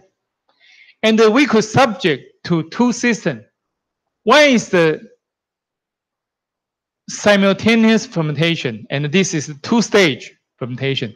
One stage fermentation. At the first stage, we put the two separate container. So this is what happened in the second container. In the second container, we have fresh and a lot of glucose in the system, and the fresh, a lot of xylose in the system. Then we dump into the system, and we make our yeast working for us. So it's starting to form the ethanol for us. This is SHF. This is two-stage fermentation. One stage is the saccharification, hydrolysis and saccharification fermentation. And the second one is simultaneously saccharification and fermentation. So this is the ethanol production. When the biomass was sacrificed by enzyme system, they will generate xylose and glucose. But once xylose and glucose is produced, it will be immediately converted to ethanol. So you will not see a lot of accumulation of glucose and the xylose in the system. You will not see. And the ethanol will keep produced and keep accumulated. This is simultaneously saccharification and fermentation. Just one stage production of bioethanol. And this is two-stage production of bioethanol. In the second part, we will put the glucose, xylose. In the first part, the biomass will be sacrificed disintegrated by enzyme and they produce the glucose and the xylose. And this graph is showing the second stage. The second stage is we put the yeast inoculant into the hydrolysate, and the yeast will start to convert glucose and xylose into the bioethanol. So this is separate fermentation. This is simultaneous two-stage. The second stage of two-stage fermentation. And this is the one-stage fermentation, combining saccharification and fermentation. The saccharification means to disintegrate cellulose into the sugar by the enzyme. This is the saccharification. So I hope you could remember the point. After that, we will see further step. First step means the distillation and rectification. That means the concentration and the cleaning the ethanol produced by the distillation by removing byproduct. Okay, so we need to, because if we put, actually making beer or wine is easier than making bioethanol. But the wine and the beer can be sold more expensive than bioethanol. This is a problem. And for bioethanol, we need to have enough and very few water in order to put into the gas tank of any automobile, because the internal combustion engine is not a welcome moisture. Okay, they hate moisture. So this is a major problem. We need to make our engine happy. Okay, so we need to have a good distillation and the rectification process to remove moisture and other impurity from our bioethanol. This is a problem. Okay, and the definition of distillation. Distillation is actually, if you are with a chemical engineering background, you will know, because this is essential of the chemical engineering principle. It's a thermal separation method that can be used to fractionate the liquid mixture. Okay, so to separate the water and the ethanol. And unfortunately, water and the ethanol are mixed very well because they have a hydrogen bonding. So we need many steps to separate the water and the ethanol. Another problem. And utilize the different volatility of the component or the mixture to be separated. And then we have the drying or dehydration. So this is the challenge facing bioethanol process. Okay.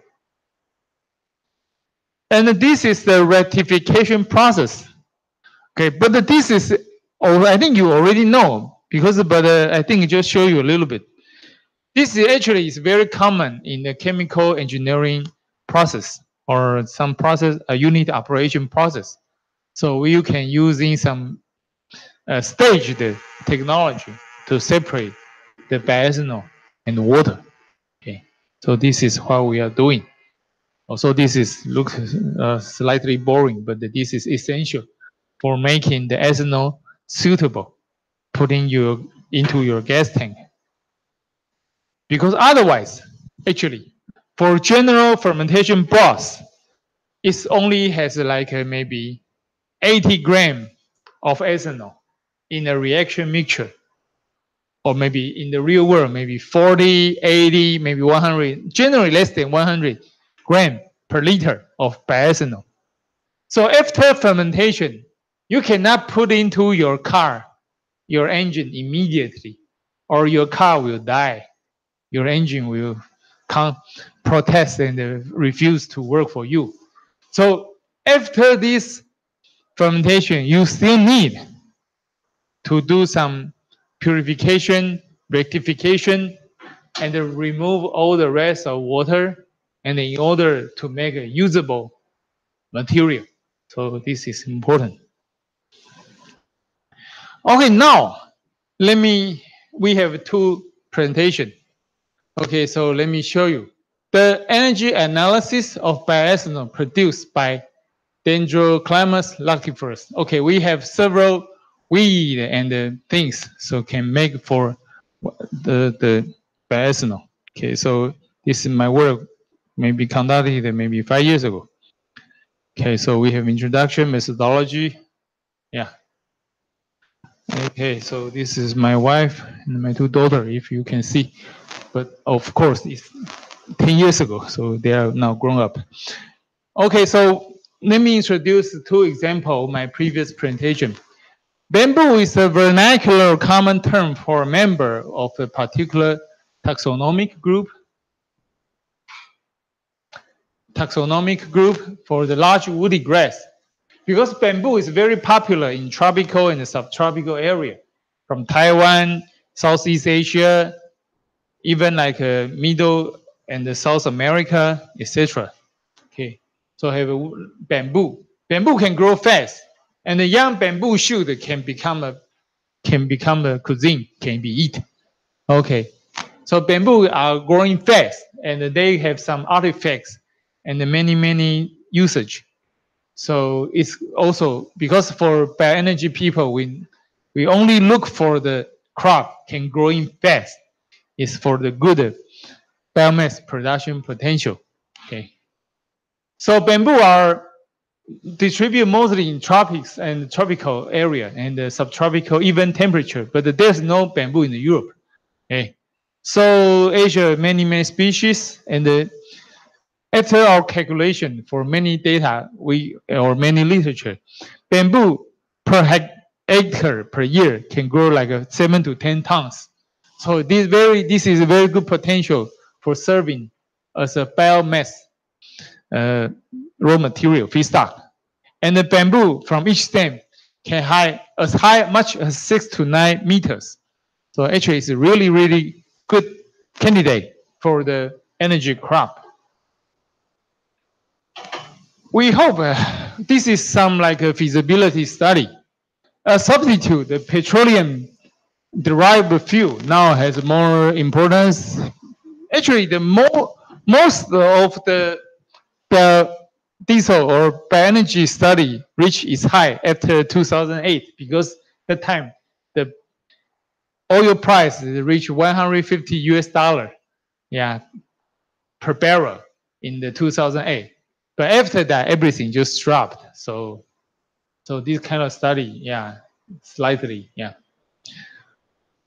But the bamboo still has a good, now my study is more like a biomaterial or the other synthetic material from the cellulose. Okay, bamboo stand cover 152,000 hectares and roughly 7.2% of overall forest area in Taiwan.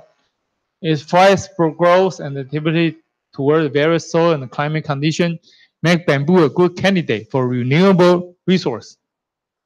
And bamboo has been conveniently used as a raw material for producing artifacts, utensils. I think many cultures like Taiwan, Vietnam, Thailand, and India, Indonesia, Philippines, and everywhere in India, okay, using the bamboo a lot, okay, because many utensils and many things. And because the fast growth, so the bamboo biomass could serve as a biofuel feedstock. And the steam exploded bamboo, simultaneously saccharification and fermentation of bamboo sulfuric acid saccharification are conducted for the bioethanol production. And we also conducted some energy analysis, energy balance, and by using the experimental and the pilot plant data to estimate all the parameters. And in the past, several researchers has estimated the energy balance for the different process converting for bioethanol production for lignocellulosic study. Actually, I did a lot for the previous years. And this research shows a positive net return energy value for varying extent. And the energy used compacting fermented residue is still not considered energy analysis. Okay, so we need it too. And this study evaluates energy and mass balance. And we use mainly simultaneously saccharification and fermentation. Saccharification means convert the biomass to sugar. And fermentation means converting glucose to ethanol. So this is two major things for the bioethanol production. And we also auditing the energy consumption and predicting the energy production. Additional energy use of compacting fermented residue are also analyzed. Okay, I should show you some real things. Okay, but you can see these are the bamboo chips. After like a popping process, can serve like a pulp. And the after steam explosion process can serve as a biomass for subjecting to the saccharification. So this is raw material, and this is pre-treated material. Of course, my master's degree is pulp and paper science, which is making pulp from wood or from bamboo. So for the pulp and paper, which is kind of first product, and for the pulp and paper discipline, we make the white pulp. Okay, so generally all the things are dealing with biomass treatment and the biomass conversion. Okay, so this is methodology. And we actually, this is a median, maybe 3-ton truck. Okay, and this we have a NTU has an experimental forest and a wood plant in the experimental forest, and we offer many courses, and which is popular to go to mountain and see the biodiversity of our Taiwanese forest. What I did, but unfortunately, what I did is not that happy discipline, but it's like just like a production. Smashing the bamboo, okay, this is what we do. We smashing the bamboo and collecting the dust. So please don't stand in back of the machine, otherwise it will spread all the bamboo dust. Okay, because the first time I made that silly mistake. Okay, so we use the manpower to shred the bamboo. Otherwise, actually, bamboo is very hard. It can serve like a house or some other architecture, something like that. So we need to smash the bamboo first and collecting the dust. Okay. Smash the bamboo, collecting the dust, and we have many bamboo powder. And then we collect the bamboo powder, then we go to the Institute of the Nuclear Energy Research, because now they are in charge of all the renewable energy study.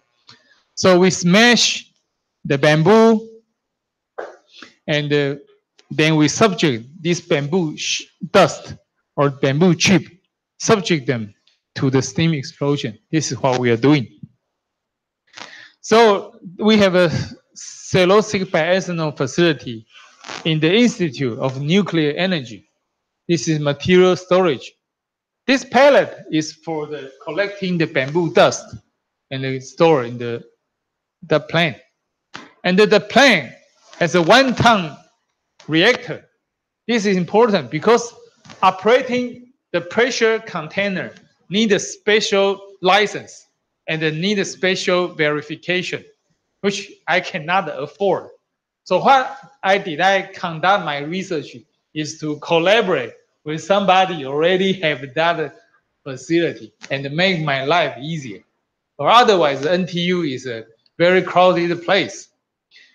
When I enrolled in NTU in the 30 years ago, we have more than 10,000 students in same campus. But now we are more than 30,000 students in same campus.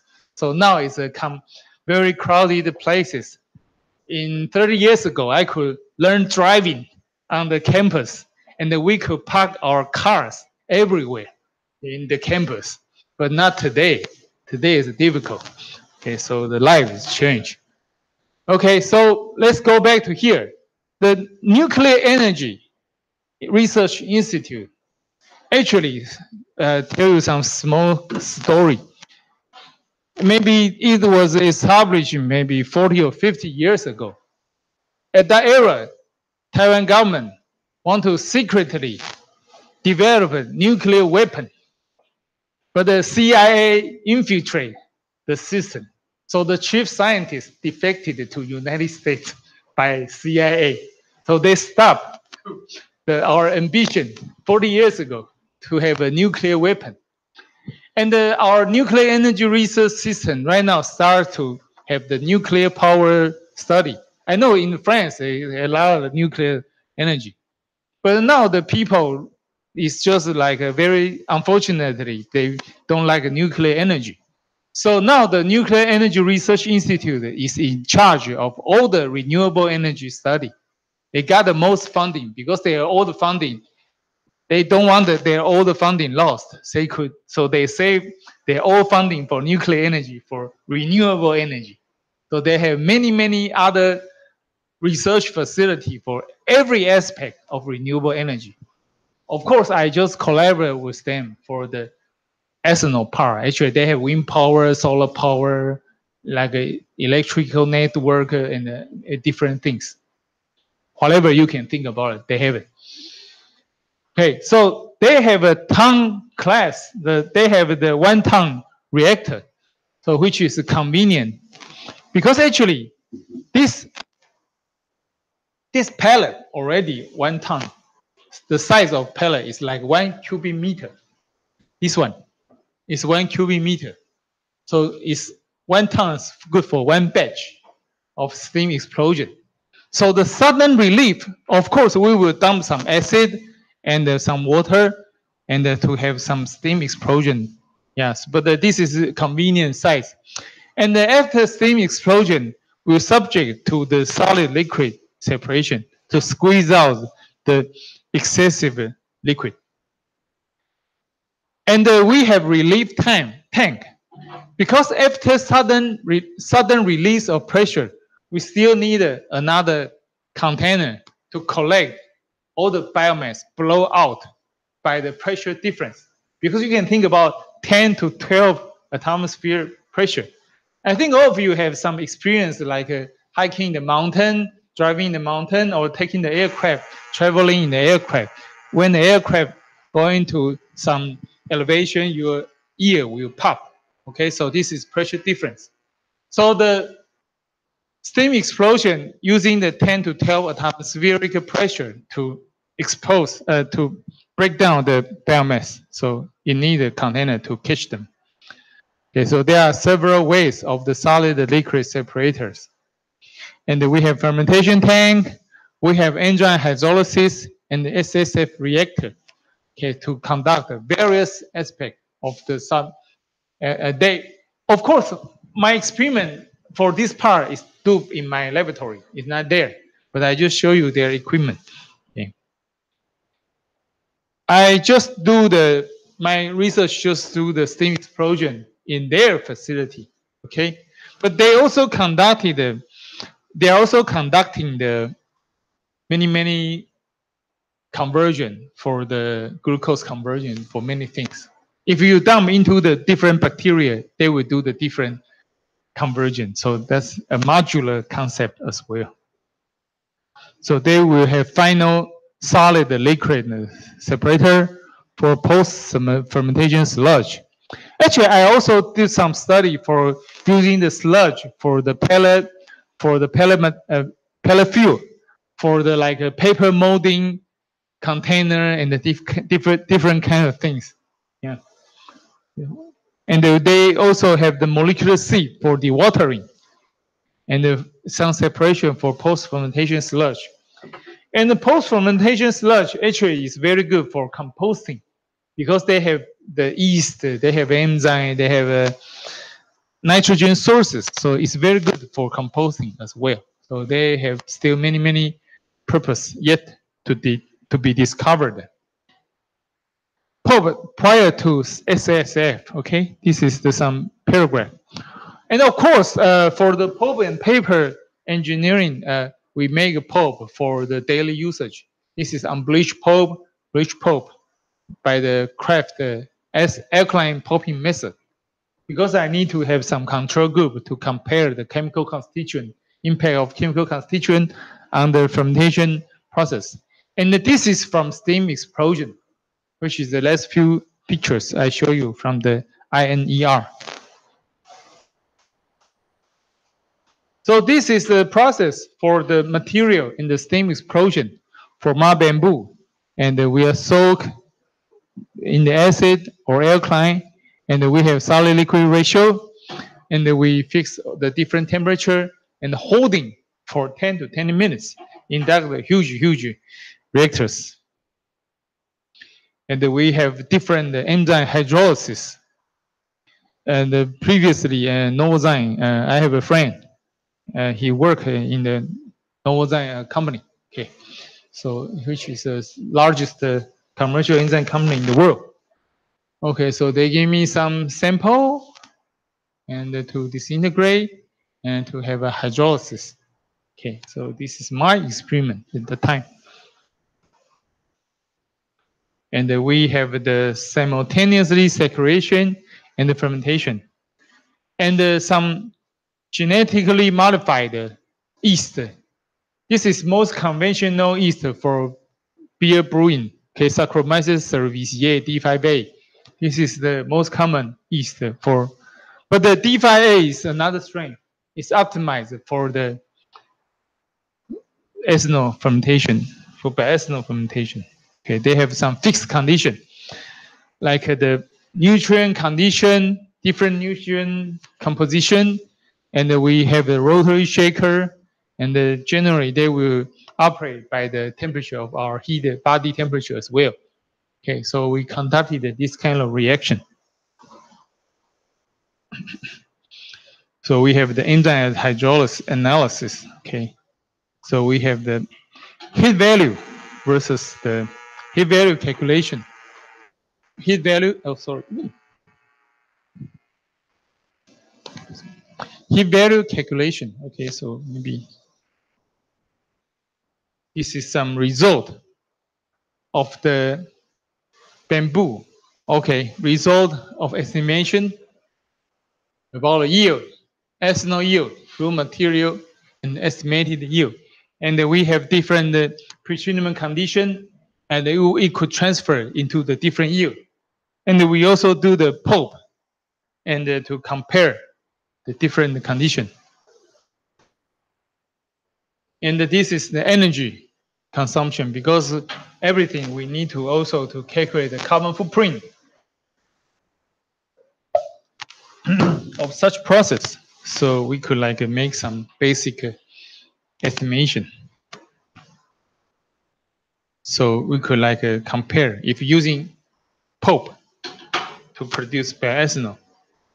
because in one time the price of wood pulp are dropping, and the energy costs are high. So one time there are proposals actually in United States to convert the pulp mill into the bioethanol production facility.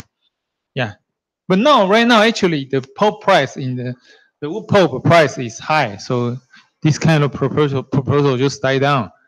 But those kind of things could happening. Yeah, because it's very easy to convert them interchangeably. Okay.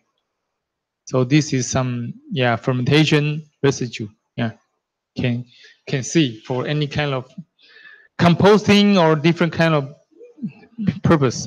Okay, so this is calculation. Yeah, product recovery from chip to ethanol. So we could have like a different kind of energy usage, and using the bleach pulp maybe is easiest. Okay, so this kind of wood chip production. Okay, so yeah. So what we are comparing is the biomass derived by photosynthesis. We have strong potential for bioethanol production. The present study demonstrated bamboo in Taiwan and Southeast Asia is a good sources for bioethanol production. Plant harvesting for bamboo will maximize carbon sequestration potential without ecological damage. Okay, because in Taiwan, we still have a lot of piece of land unmanaged for the bamboo. Okay, so we still need to like explore its possibility to be further utilized. This is okay. Let me another presentation. Well, actually, they are very similar. We're just using the different crop to compare the bioethanol production. The channel podium from sunlight, this is called the Taiwanese channel pot. Actually, Taiwanese channel pot is for the Aboriginal people, or we could politically correctly to say the native Taiwanese. Okay. They grow on the mountain and they could grow high. And this pot is like actually like grassy crop. And the grassy crop has a fruit. So actually, Aboriginal people using this for also wine, okay, adding wine, because this kind of the fruit has a lot of protein, so it has a lot of good nutritional value. So this pot actually now is popular for the, if you cooking rice, can add a little bit pot and make your rice even taste very special. So it's right now it's growing population. It's growing and more popular for the cuisine purpose. Okay. But what I'm doing this research maybe 5-6 years ago, because it can grow very fast on certain situation. So we're using the SPRO, means sulfide pretreatment to overcome recalcitration of lignocellulosic process. A considerable amount of hemicellulose degradation and removal takes place during sulfide pulping, as evidenced by the pretreatment cells contained in pulping spent liquor. Okay, and we can use this. Okay, actually, the SPRO is a kind of the stage, the pretreatment method, combining the wood pulping process and some mechanical grinding process to become to achieve some kind of pretreatment. So sulfonation of lignin is to modify the lignin structure and make them easier to get removed. So it covers like a sulfide pretreatment, filtration, schematic process of flow diagram of the SPRO process. Okay, you can see the wood chip, filtration, size reduction, and etc. Okay, so they are involved many stages. And this is derived by original is a pulp and paper method, but they're using this to serve and to become a bioethanol pretreatment method. Okay, they are interchangeable. So this is SPRO. This is another researcher. Actually, yeah, my student workers, his postdoc. This guy is in the USDA in the Madison, Wisconsin. Okay, so they derive this kind of method to milling. But I have the same machine as well. Okay, so there are several stages. But generally, you need to know in this class is for the consolidated bioprocessing. We just need to combine the mechanical grinding and the cooking method and try to pretreat the biomass. Then subject to simultaneous saccharification and the fermentation. I think in this class you already know if you keep notice that, yeah. So same, we will have an enzyme system. Endoglucanase could cut through the amorphous region, and the exoglucanase can cut to the both end of the cellulose material and become the dimer, okay, but the glucose dimer. Then glucose dimer can be disintegrated by beta glucosidases into the monosugar, then subject to yeast and the other and the E. coli and something, and then to convert to ethanol. So now, actually, in probably not now, you can see 2007, so it's 10 years ago already. Co-fermentation of bioethanol using the pentose and hexose, and high efficiency of ethanol fermentation toward high concentration of ethanol, resist toxic substance from hydrolysis of lignocellulose, adapt environmental changes during fermentation, and have less byproduct. Okay, so this is co-fermentation bacteria. Okay, so there are many already derived, and all of them has good ethanol yield and ethanol production rate. So right now, those kind of strain actually can be purchased from strain collection center in Hsinchu. Okay, 新竹菌种中心, the strain called BCRC, Bio some research center. Okay, they already have this kind of collection, and they're easy to buy. If you pay like 10,000 NT dollar, okay, you can buy them. 10 to 15,000 NT dollar, probably 300 to 400 euro, and then you can have a research strain for your own purpose. So it's easy and easier to get. So they have some. They are easy to buy and easy to operate. So again, we cut through the Taiwanese channel part, and the stem of the Taiwanese channel part is just like this pen. The diameter is probably like more than 1 centimeter, 1 to 1.5 centimeter for the stem of the Taiwanese channel part. So we cut through from the field and collect them. And we cut by my graduate student need to cut it on the lab. Maybe like one, yeah. So one stage. So cut it, okay? And subject to the steam exploder, and we using the 190 degrees Celsius and the 3% H2SO4 to steam explosion to break down. And we're using Spro method to produce. And we're using the many pulp and paper method to analyze the constituent of our pre-treated channel part biomass. Okay, and then we have some chemical analysis method as well. And we, of course, we have the enzymatic hydrolysis for multi-component cellulose. The largest commercial enzyme company named Novozymes. I was in Denmark one time in the 2007. My friend, my classmate works there. Okay, they provide all the enzyme. So actually, the most successful purpose of commercial cellulose is making the blue jeans. If you have stone washed the blue jean, actually it's not washed by stone. It's impossible washed by stone. The stone washed blue jean actually is made by the cellulose. You spray on the cellulose and the grinding, and after maybe 40 minutes, you will see some white, the cotton surface on the blue jean. Actually, the blue jean, the stone washed blue jean is made by cellulose. It's not made by the stone or some wash. It's not mechanical, but it's for the enzyme. I know right now, people or ladies try to have some blue jean already break down. So maybe that's more severe than the wash of stonewash blue jean. Okay. So we have the 3 stages of the enzyme dosage. Okay, 3 stages of the enzyme dosage for saccharide those pretreated biomass. Okay. We'll just give you some concept. I think that's enough. We don't need to go to too much detail.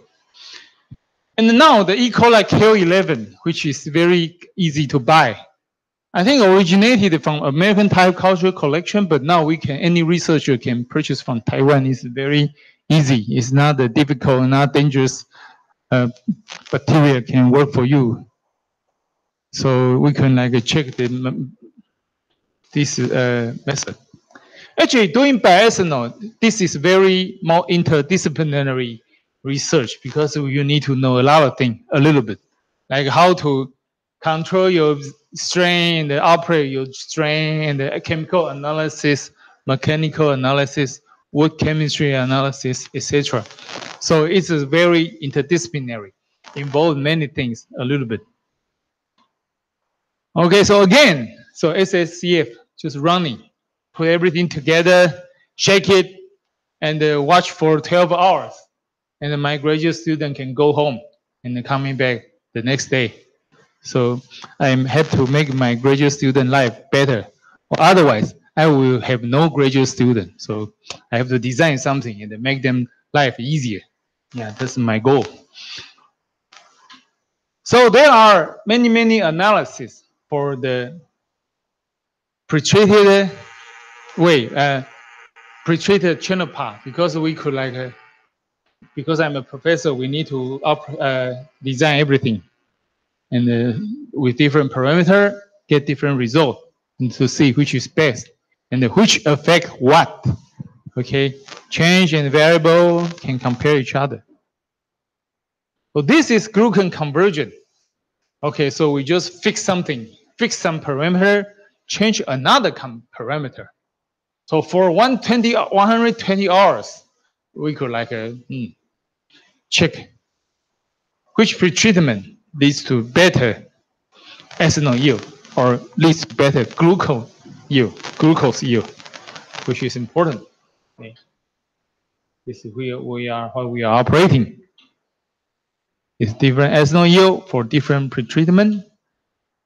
Okay, so steam explosion and the sprawl, and then we could compare the fermentation efficiency. This is what we are doing. But generally speaking, grassy biomass is easy to hydrolysis. It's much easier to hydrolysis than woody material, like hardwood or bamboo stick. They are more difficult. But for grassy material, grassy is easier to be hydrolyzed. Okay, so we make the mass balance chart. This is compulsory. Okay, so we have conclusion. Of course, the conclusion, this is doable with good efficiency, or my graduate student cannot be graduate. So this is important. Okay, but generally, in this study, we explored many possibilities for native Taiwanese plant for making the bioethanol. So, and we adjust the parameter and to check what is the better rate for the operation. All of this paper already published, so this is what happened. Okay, sprawl method, which is not bad, and 1 kilogram can produce, I think it's 2.2 is milliliter, maybe 1 gram, 0.21 milliliter, but 1 kilogram should be 1.1 liter. Okay, so this is it. Okay, so any question, please? I think I finished today's lecture. So, any question?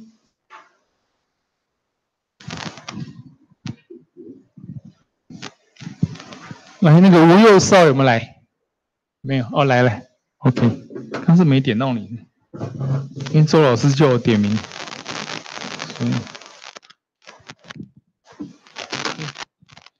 Any question?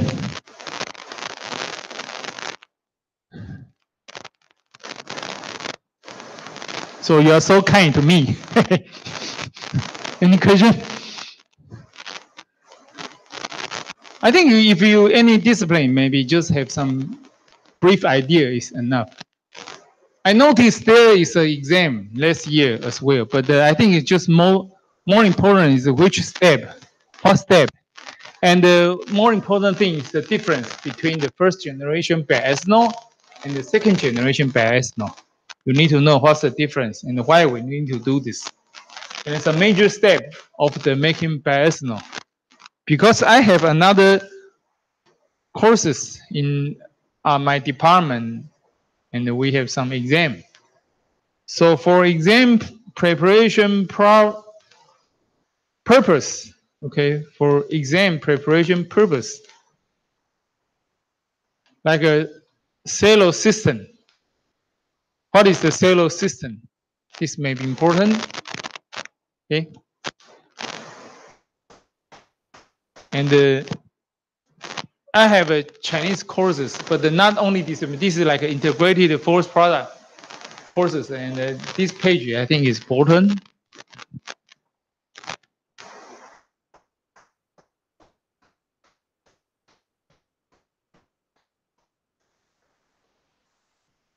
This page is important, like how to make the biethanol. This page is important. So if you, there are 99 pages. Of course, I don't want to go to detail one page by one page, or otherwise everybody's life it will be difficult, which I don't want to see. Okay, but I think those 3 pages are some concept which is important, and I hope you can remember well.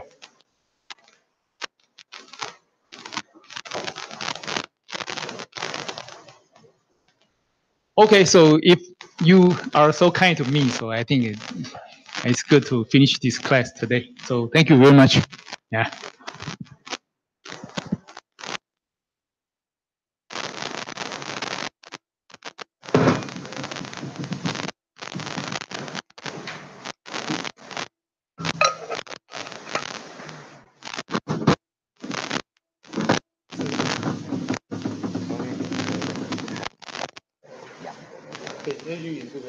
那个就是连碳氮比都可以丢进去。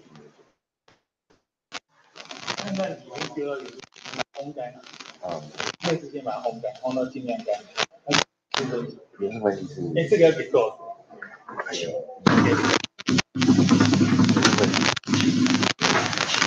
对，很多柜仪都有。就是这边就有这种仪器，很多都有。就是论件计头，你只要把什么东西把它烘干都可以做有多质量。那你要那如果就是里面有那如果我要水解这个东西的时候，加了碱，那我要怎么样把里面的那个盐给去掉？如果下去的话，通常我们这个研究，做到测到尽量就结束。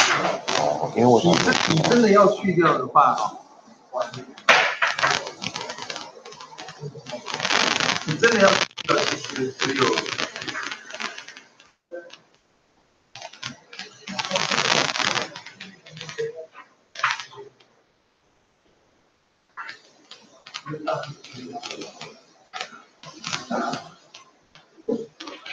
你真的要去掉，你就这样讲，就说你不要买这些东西，那它这个把，盐会跟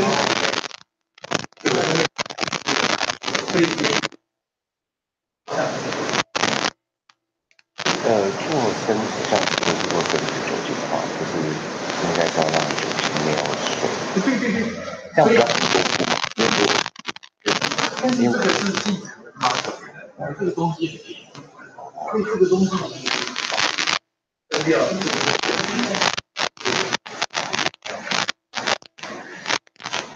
所以没有，所以目前要把人类去掉的方法。对，所以减法为什么做？因为它。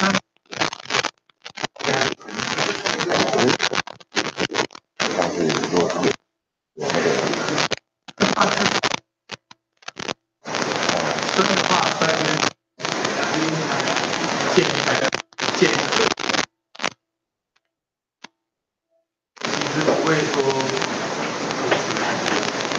但是酸就会。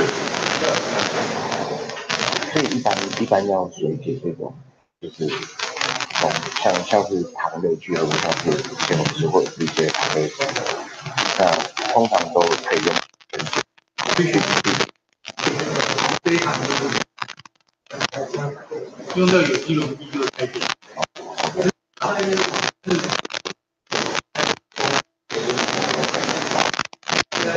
这个当狗有在这边吗？还是拿来做牛奶狗？其实应该有它可以控制它，对，可以控制。给我一个，谢谢啊。另外一双，好，老师给我这个，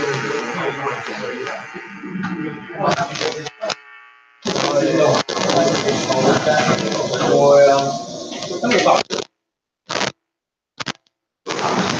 他去掉的。